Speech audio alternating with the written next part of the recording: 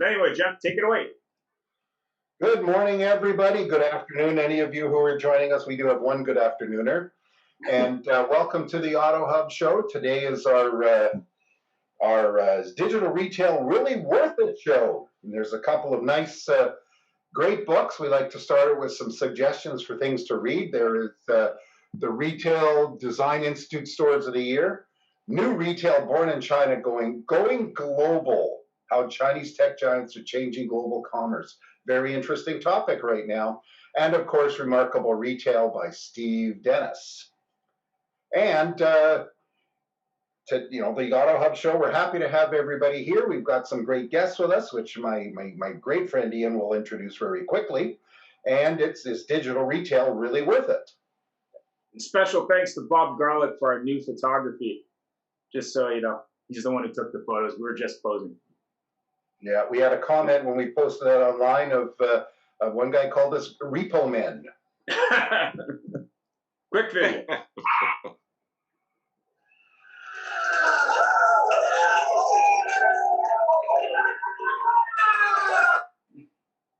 All right, so go ahead, Jeff. Excuse me. The disclaimer that we have here is just basically it's covering our behinds. Our guest speakers and guests do not necessarily reflect our policy or positions, and our guests have agreed that their opinions will be shared, and we are not responsible for misuse, reuse, recycled, cited, or uncited copies of content by others. Please read it for all the fine details. And the Auto Hub show is for the guests, not Ian and myself, and those of you who know us know we will talk and talk and talk. So we generally tend to mute ourselves personally. If you have a question, we're moderating the chat box. Please put it in the chat box, and we'll call on you for that question, and we'll bring it up to our guests. We have a tremendous amount of knowledge and experience in this call, so we want to share the ideas and respect each other's times. And again, all of our participants have agreed to be open and sharing ideas and are okay with others using them. Oops. There we go. And relax. Nobody's trying to sell you. Today, on Friday, we have Vendor Speak, where we hope everybody will sign up and try to sell their fine wares, because heck knows there's tons of them on there. We're an open discussion. We focus on improving business, and everybody's input is important, so please speak up. Again, be respectful of everybody's time, and for the people that are speaking, what I love to tell people too is once they get going, take a moment to breathe, because sometimes we find we're sharing too much and it's like, oh, wow. Ian, take it away. All right, so we got Digital Retail. Thanks, Jeff. Digital Retail, we got 4 guests. We have Klaris Kovacks from Moto Insight from Toronto, Ontario. Grew up in Toronto, very familiar with the city. Jason Silberberg, CEO of Nabthat from Los Angeles, California. Michelle, is it Denogean? Is that how you pronounce it? Denogean. Okay. Also from Los Angeles, California. And then Michael Bilson, National Sales Director from Pulsar.ai, right near where we are in Bellingham, Washington, the big metropolis. So isn't Bellingham the American suburb of Vancouver? Pretty much. Wow. All righty. So we're going to get started. So, Jeff, you're going to start with the first school question. You betcha. So, all again, thank you for coming. Digital retail has become a major factor in retailing cars and trucks in recent years, especially during COVID. It's very interesting. Ian said that last video was done in 2014. And, in the retail side of things, we've been telling people for years, 80%, 90% of the initial interaction is digitally.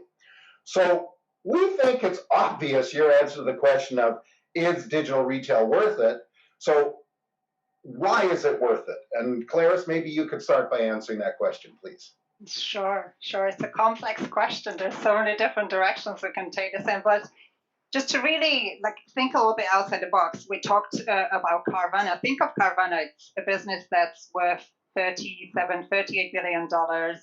In 2015, I think they sold 6,500 cars online, and this year it's going to be at 230,000 cars online.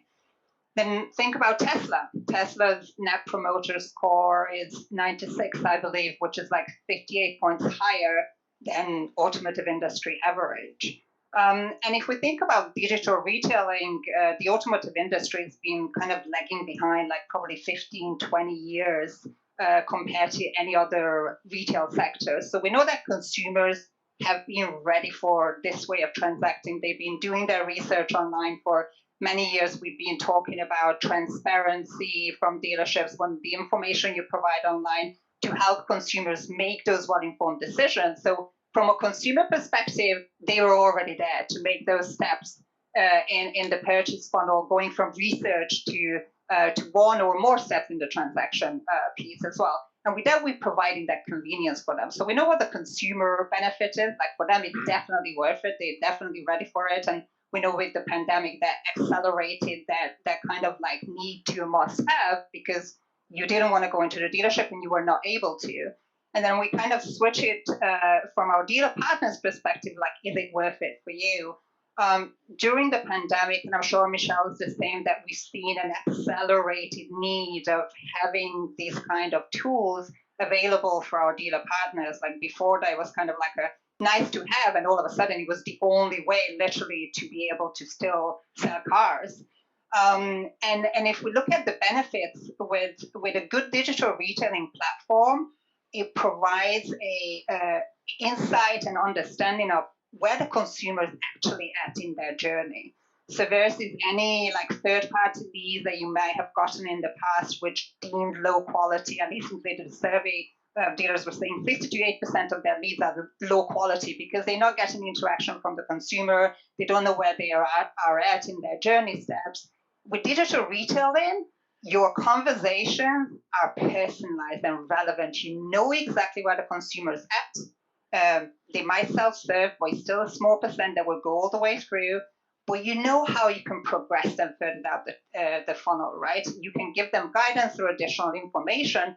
So right away, the quality of the conversation improves, and your conversions improve with that as well. And with recent stats that we've seen with our customers, we can see conversion results that like multipliers of your regular e-leads. Like in an industry, it's 6 to 10% that you may convert your e-leads. With us, we can see like individual rooftops converting at almost like 40, 45% conversion, and sales reps at 33% conversion. There's one who was at 45%. Like you don't see those kind of conversions with regular e-leads that you might be receiving. So is it worth it? It's you have to have it, and it's definitely worth it if you're investing and understanding of how the consumer is progressing and address them in a different way than you would with any of your e-leads as well. And then obviously with the conversion, then it comes the rest of the results as well, like your efficiency play, and then potentially of how many cars you could be selling in less amount of time as well. Great point. Thank you, Jason. How about your response, please? Yeah. So I think first of all, we come from a different perspective than I think what maybe some of the other panelists bring. So we work with dealers on creating their marketing campaigns, handling their website and managing that and building that. And obviously the digital retailing pieces are part of that website experience, right? Consumers have the ability to go into that quote unquote experience to start the purchase of a vehicle.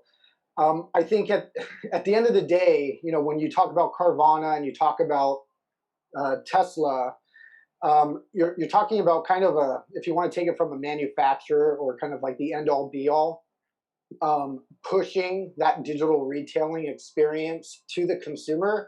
And doing it forcefully, right? I can't personally go and buy a Carvana vehicle anywhere else outside of online. And so you get into this hodgepodge of what is physical and what is digital when it comes to retailing a vehicle. And what we do notice is that, and I think, Moto Insight and Roadster can probably vouch for it, is that you need a lot of you need a lot of play from the dealer, right? The dealer has to make this part of the process internally for it to work.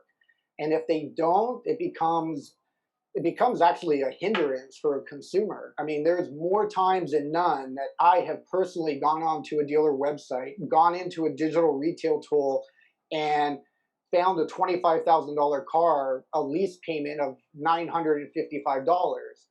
That is a horrible, horrible user experience. So, the dealerships have to buy in.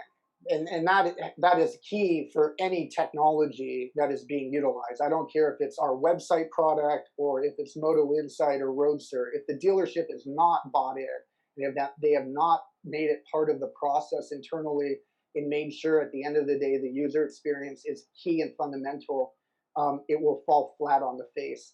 But for the dealers that do bring it in and do kind of force it upon their staff to push and pull the consumer through that experience, it can be a game changer. But from our perspective, right, when we look at traffic, we look at the flow of traffic, we look at where it goes, what consumers are doing, how are they converting, where are they abandoning, and those are key points. And so I think if a dealership can again embrace it, make it part of the process, they can have a lot of success with it. But if they don't, it can actually hurt them more than help them. Great, fabulous point. I never thought of that, because just like a dealership always fails, if their salespeople don't do their job, all these great platforms that certainly all of you have are no good if the dealership doesn't do their job. Michelle, if you could give us your input on this, please. Yeah, and I'll just add to what Jason was saying too, because it's sort of like marketing 101, and I think Jason was alluding to this. Like, if you put something in place from a promotional standpoint and start touting it, and you can't pay off on that, then that's actually worse than never doing it at all, right? Like, yeah, you don't ever want to put a message out there that you can't actually deliver on. But we have another saying that ties into that too, which it's only 20% the technology, it's 80% what you do with it. And I think what's fascinating is how many people just dove in during COVID because they had to, right? So you talk about whether or not it's worth it. We've always talked about sort of three components to, ROI on digital retailing. We've said, look at engagement. Engagement should increase. That's what Klaris was just mentioning. Is it making you more efficient? And then is it actually improving your CSI scores or your NPS scores, basically customer satisfaction? So those are the three areas that we always tell people to look at. And I think pre-COVID, people were looking at digital retailing and saying that, okay, we know we need to modernize the experience. Like, that's why we're doing this. Or maybe it was just in that engagement bucket, right? Like, we know that if we do this and customers come to our website and they can retail themselves, basically, that we're going to increase engagement for all the reasons that Klaris just said, right? That you can see more of it, you can interact with them. The efficiency piece is the piece that I don't think, as much as we talked about it and a lot of our dealer partners have experienced, most people didn't lean into that until COVID. And I think that's really where the rubber meets the road in this, because it's great for customers. Yes, they're ready for it. But really, if you as a dealer can't see the value yourselves, whether it's productivity or profitability, then it's going to be really hard to sell that in and get the buy-in. So what we're actually seeing now from an efficiency standpoint is that people can actually increase the number of units that their salespeople can sell because they are doing this in a remote capacity. If you think about it, most of the traditional retail experience is very linear, right? Customer comes in and the salesperson is assigned and they sit with that customer through the whole process, or they have to go to the desk, but they're involved with one customer at a time.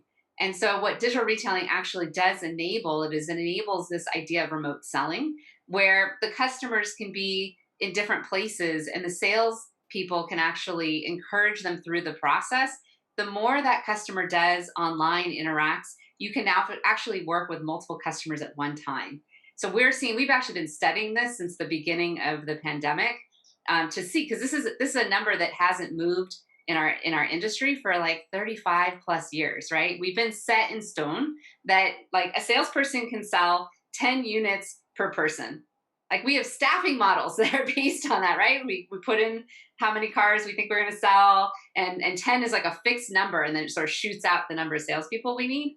But now we're seeing that these salespeople can sell 13, 16, 20, 30, 40 cars per person. It really depends on how much they embrace.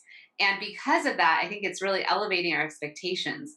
So I think at a time when there's a lot of uncertainty around demand, we don't know, right? Are we turning another corner? I just was reading an article this morning that the UK is in second lockdown, right? So it's really hard for us to predict as an industry where things go.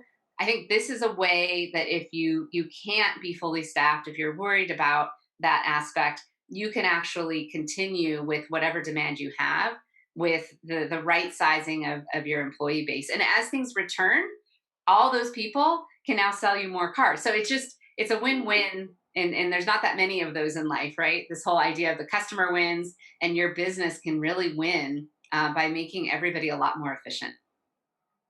Terrific. It's an interesting point you made, is that all this stuff existed before COVID and everybody just woke up to it.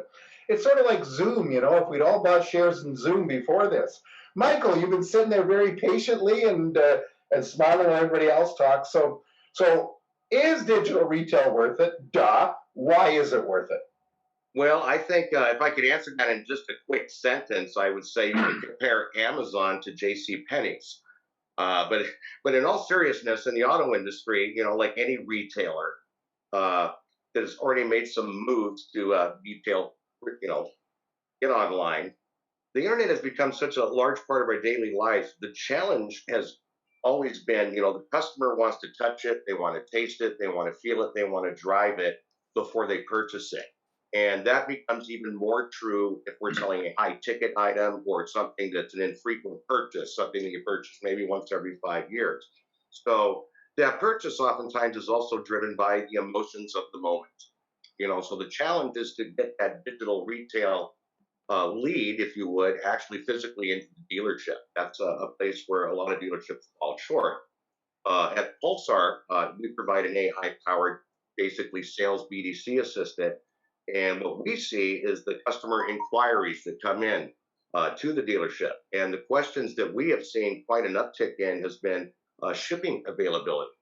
We see a lot of people trying to buy cars from another dealership that's out of state.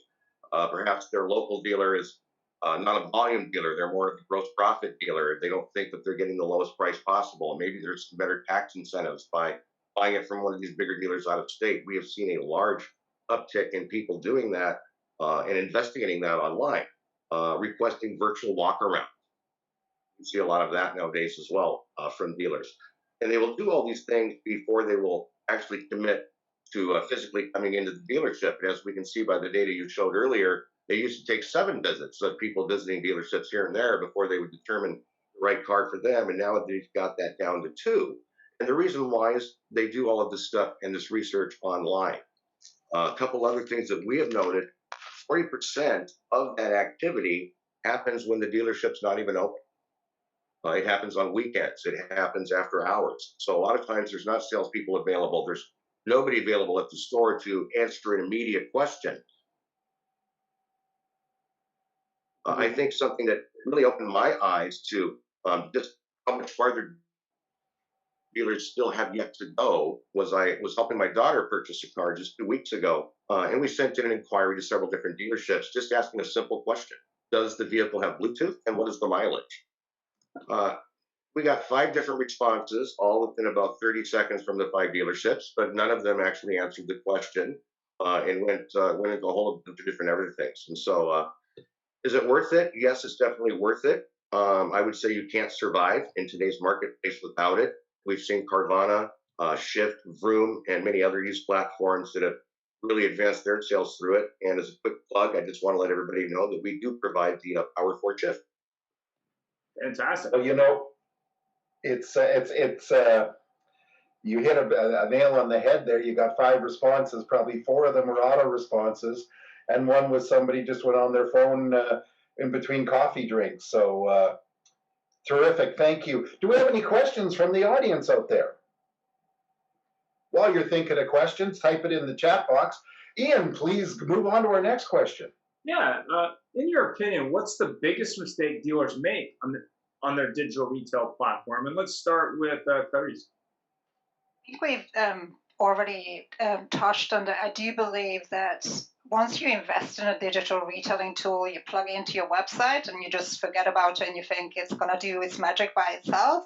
It doesn't work like that. Like a good digital retailing platform, it's a tool that will work in your advantage if you actually work the tool, right? And we spoke about that broken experience as well.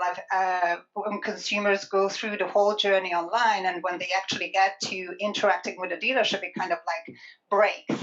So investing in one of these tools is step one, and then adjusting process or culture around it and getting the buy-in from your team is number two, and then implementing those changes into your operations and your daily operating rhythm is kind of like number three.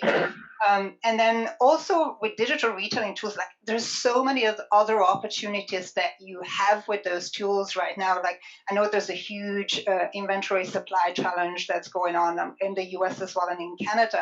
And your good digital retailing tools that provide the omni-channel platform, you can utilize it to find those hidden opportunities as well, right? Like when you got lease renewals coming up, for example, in your service lane, you can get those high quality trades from your customers who you already know, you know their vehicle, and then potentially upsell them into other vehicles as well. So really to me, it's don't just buy into it, utilize it. The tool works if you work the tool, basically. You're invested good money into it, get the time invested, and get it rolled out properly across your teams as well to gain those benefits that Michelle's mentioned as well.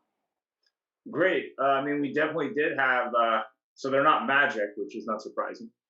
We actually did have a dealer on the show, on a dealer show we had a few weeks ago. I think it was maybe about a month ago. And he said he's seeing an interesting trend of people who happen to own a Chrysler store, interesting kind of customers from all over Canada who are buying vehicles from because they can't find them anywhere else. There is none.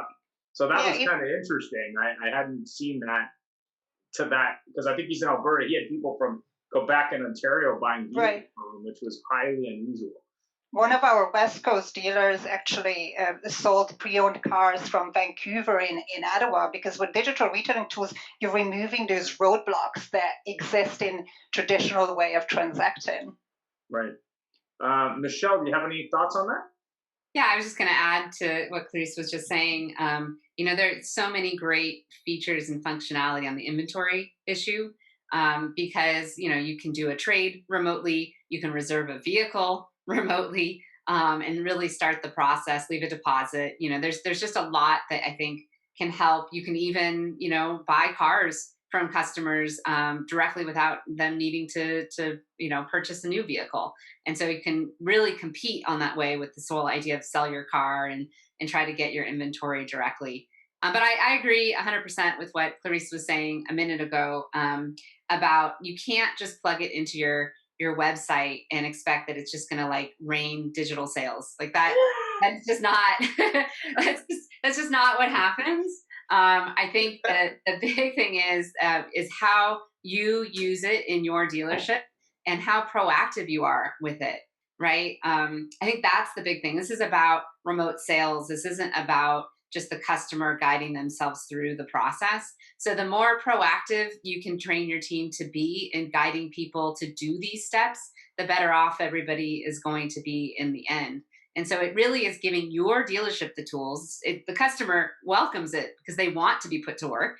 But the dealership needs to actually be the one who's promoting that in a very proactive way. And then connecting it to the in-store experience. I think that is so critical because there are so many stories of people that have started some of this process online and then they get into the showroom and they have a Groundhog's Day experience where everything that they did online is asked for again. And that's just an awful customer experience if that happens, because you set that expectation. It's kind of like Jason was talking about. We were talking about that before, right? You set this expectation that I can do all these things and then I come into the showroom and I can't pick up where I left off. So that is really, I would look, if you guys are exploring tools, I would definitely be looking at those that actually can help you connect those two experiences together so that you can pull up that customer and they can use the same capabilities, the same look and feel, the same technology they did on your website when they get into the showroom. Because let's face it, I have dealership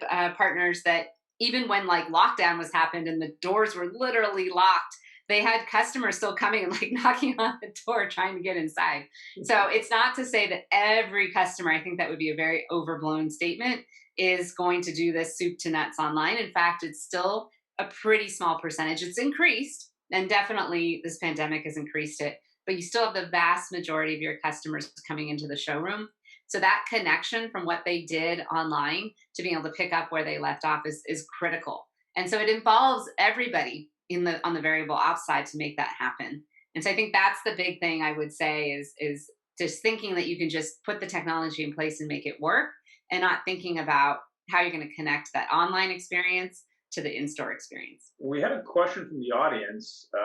I'm curious why a dealer would spend so much money on digital marketing or retailing and not adjust the staff deals on those clients. It brings to mind the book "Who Moved My Cheese." So why do you think dealers do that? Well, I personally think that it's best intentions always, right? Like I think people really do. You've got somebody at the store, usually a dealer principal or a general manager, that truly does believe that this is the future, and just struggles to get the buy-in from their team to actually embrace it across the board.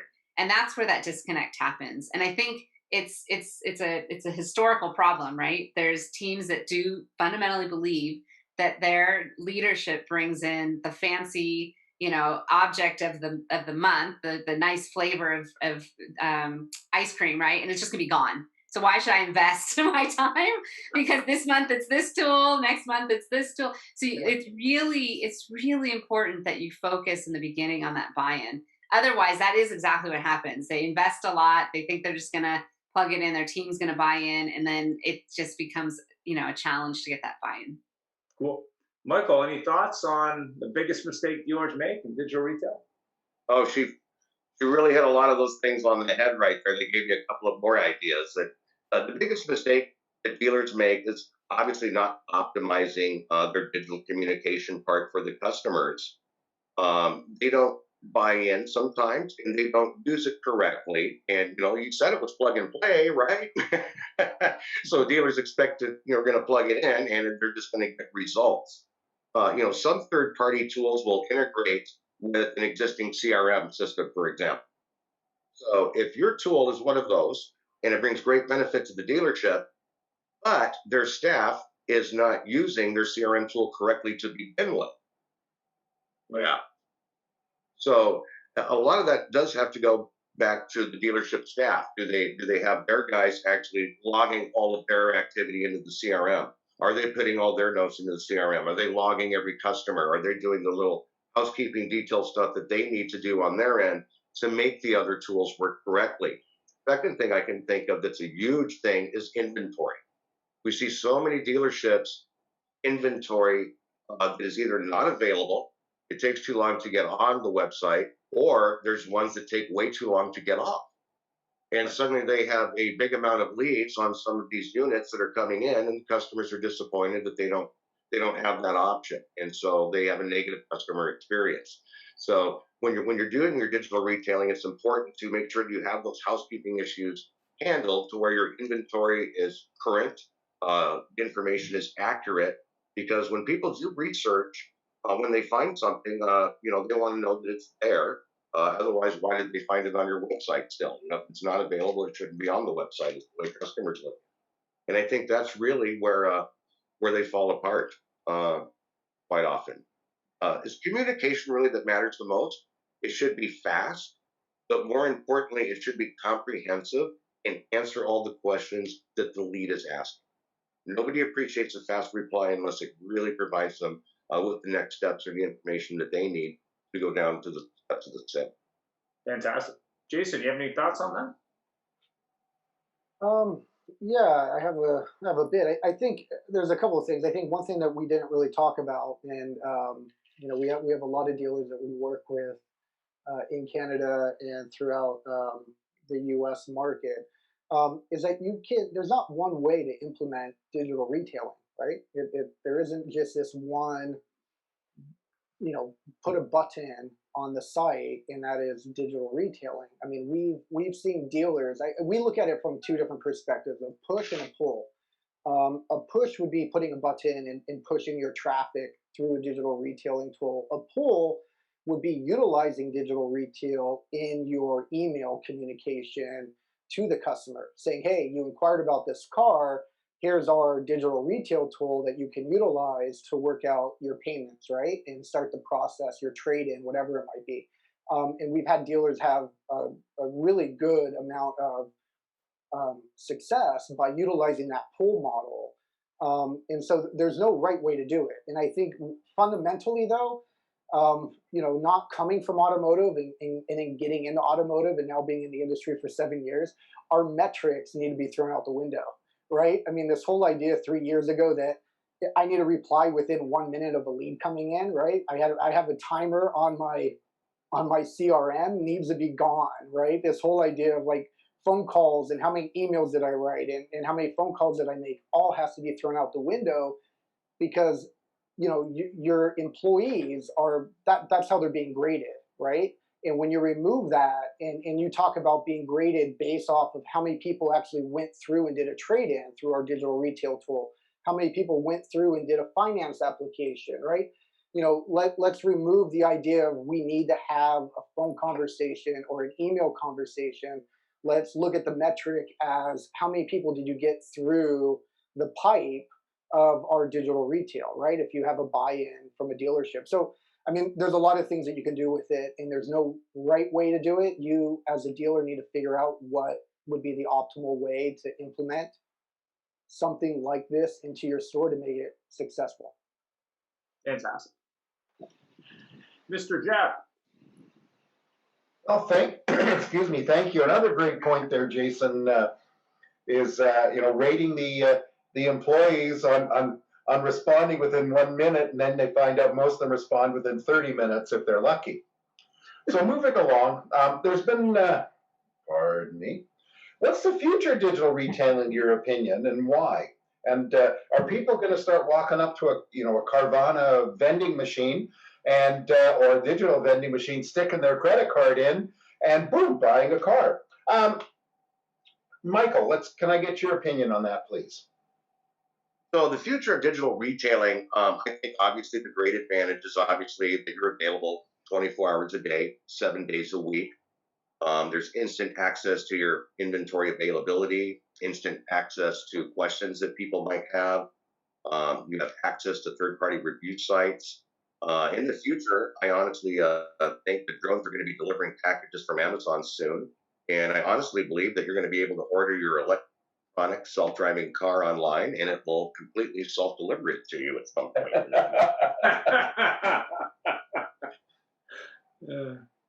Interesting. The digital assistant will do the walk around to show you everything. Absolutely. It can just be a no-touch, right, comfort from your own home process.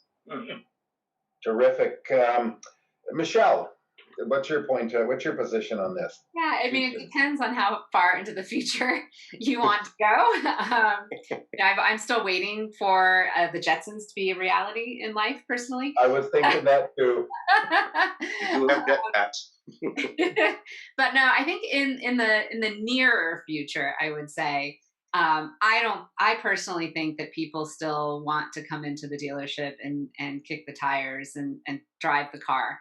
And so I think that is something that when you look at dealerships, right now around North America, what you're seeing is a benefit that the customer can come and do that versus what some of these other, solutions are offering.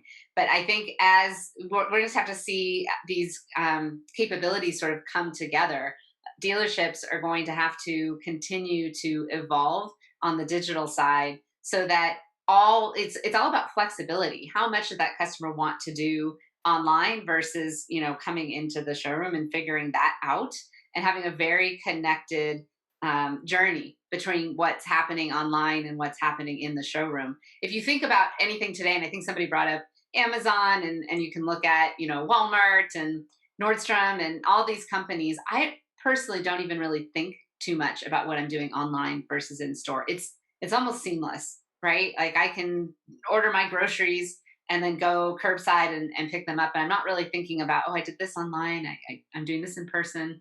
And so I think that is our near term future, which is to really be looking at how are we digitizing this, right? Are we really digitizing the sales process and able to operate in a lot more efficient manner than we ever have before?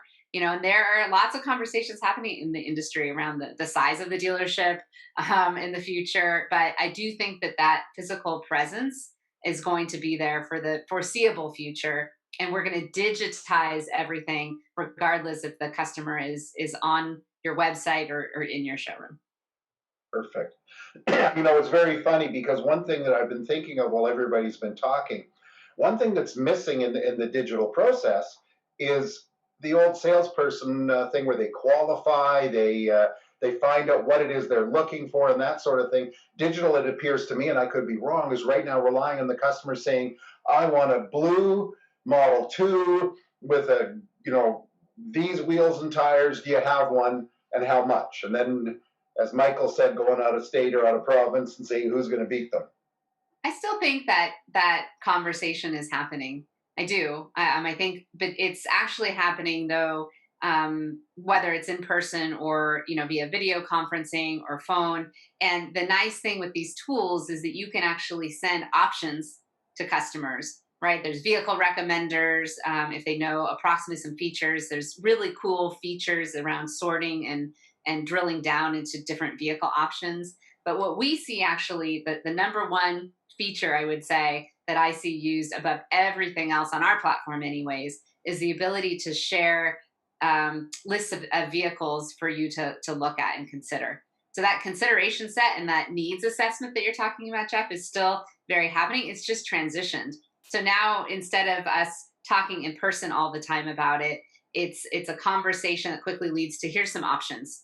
I'm going to send you a list of very specific VINs that meet that need that you have, and you can look at all of them. And you can start deals on whichever one makes sense for you, or multiples if you want to kind of see and play around with the numbers. So I just think it's different, but it's still happening. Great. So, Jason, if you could answer that, but beforehand, I'd like everybody to tell me when you're planning on having a Surrey that you can ask for all the information and let me know so I can invest in it. Jason, you're. Yeah. Okay. I guess my take. You have a couple of things that are going to happen in digital retail that is somewhat of a hindrance from a consumer perspective. One of them is being map guidelines that are being directed by the OEM, forcing dealerships to have their MSRP before any kind of contact or communication. So if a consumer isn't able to get the pricing front and center for what they will, pay for the vehicle, it is not going to help digital retail.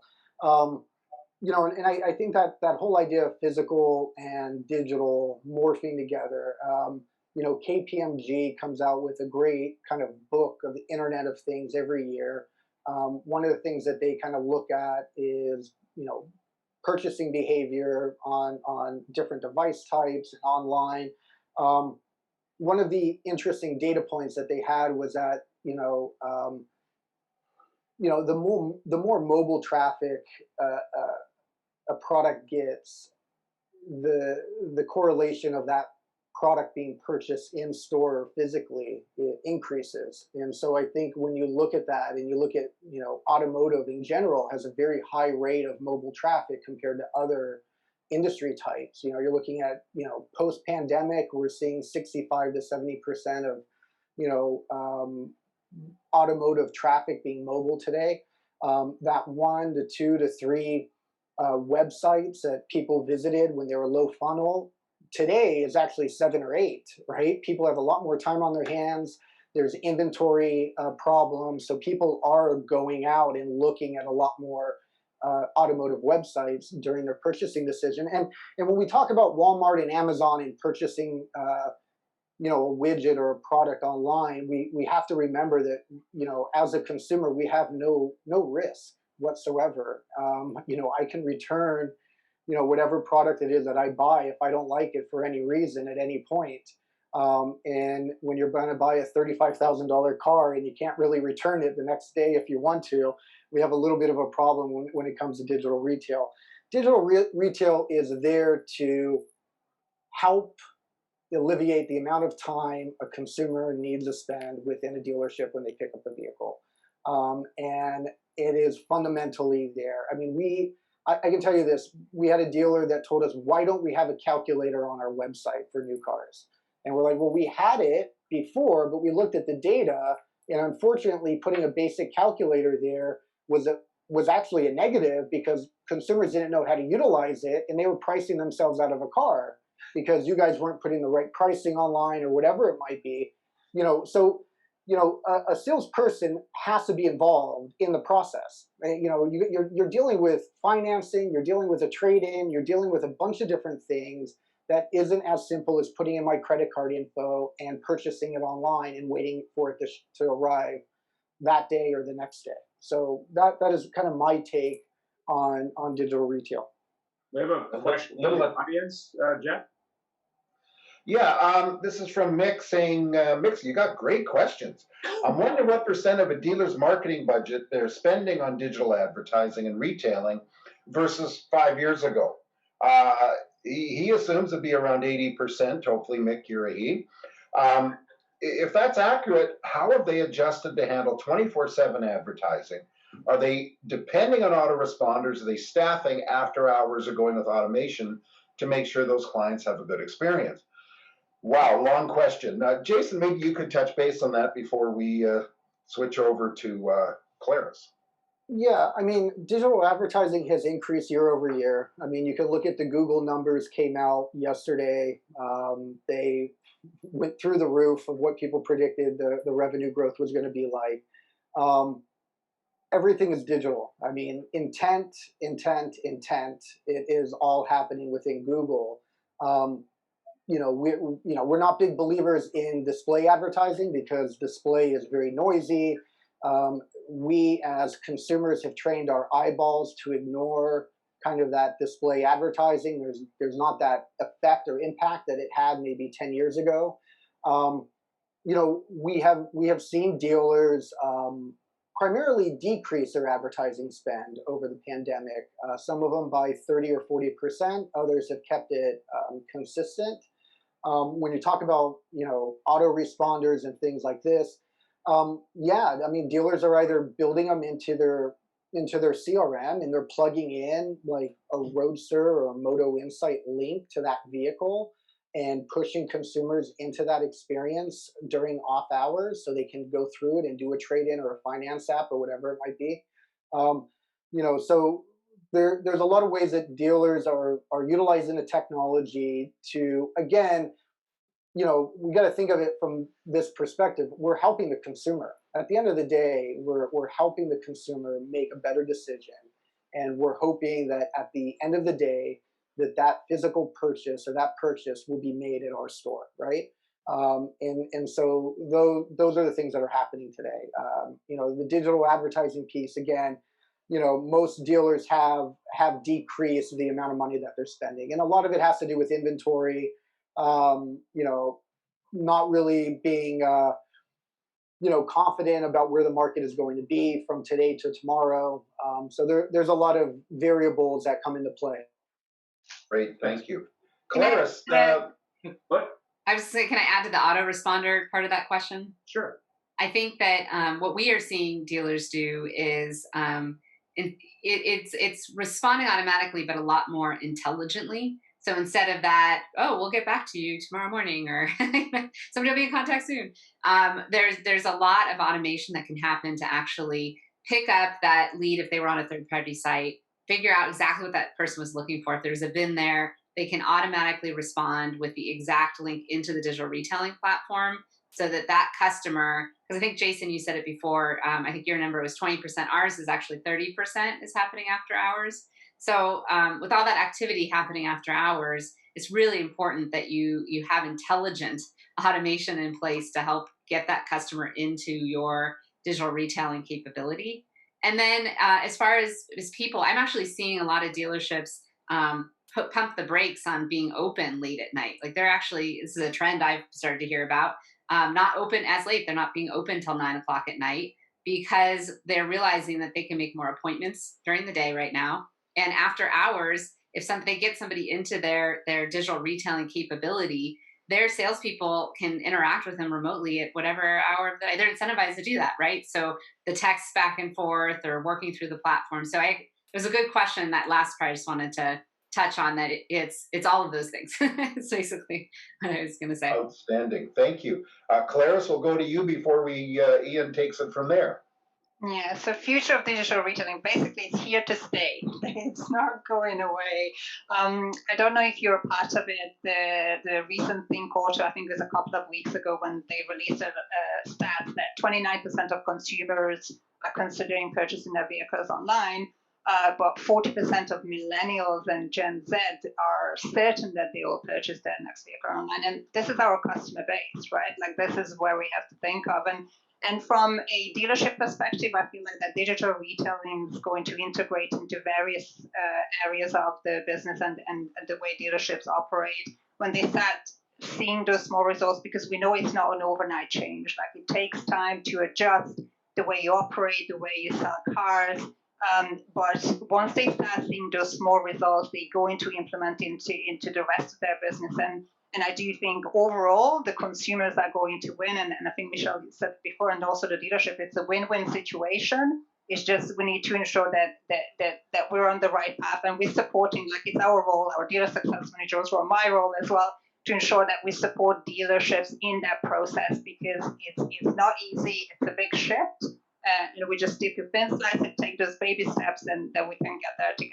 And I'm just excited about our future, to be honest with you, because it really, in our automotive industry, it's our opportunity to shine through this and then remove that stigma that consumers may have on dealerships and then the way they transact when it comes to selling cars. So, yeah. Cool. Fantastic. Thank you. One final question. We're a little tight on time, so going to have to be quick answers. There's been some success in the industry with nearly all digital retailing. What advice can you give the rest of the retail industry regarding their business models versus the people already have it? And starting with Michael. Oh, my suggestion definitely would be to use more automation. Automate any portion of the business that you can, anything that's repetitive, anything that's menial, that a computer can do. It'll do it faster, it'll do it more efficiently, and it will also record all the data feedback for you as well.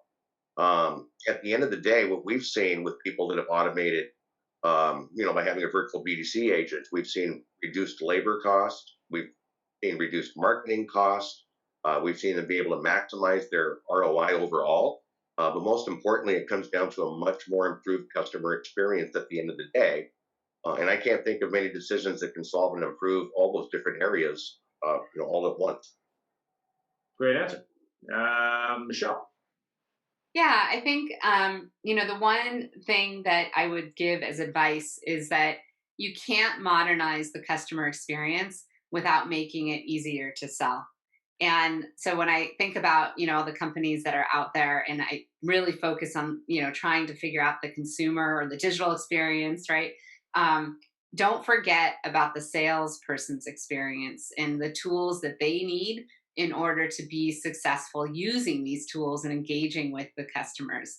I think that's probably the biggest advice that I would give. There's a new sales model on the horizon. There's a new staffing model on the horizon. There's so many things happening coming out of this pandemic that if you don't put a focus on really supporting the individuals at the dealership, then it's just not going to be successful.